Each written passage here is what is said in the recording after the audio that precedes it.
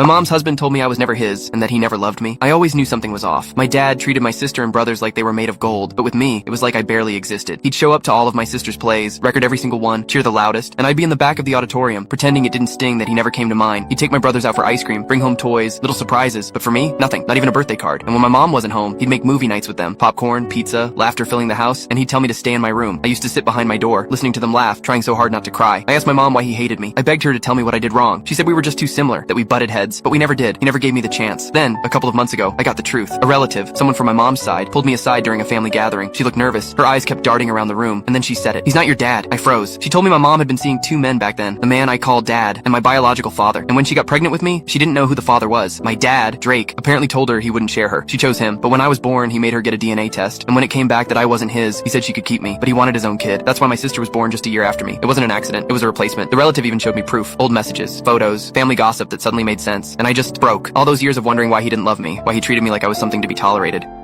It all made sense. So that night, I confronted them. Drake was sitting on the couch watching TV, my mom in the kitchen. I stood there shaking, my heart pounding so loud I could hear it in my ears. "Is it true?" I asked. "Are you not my dad?"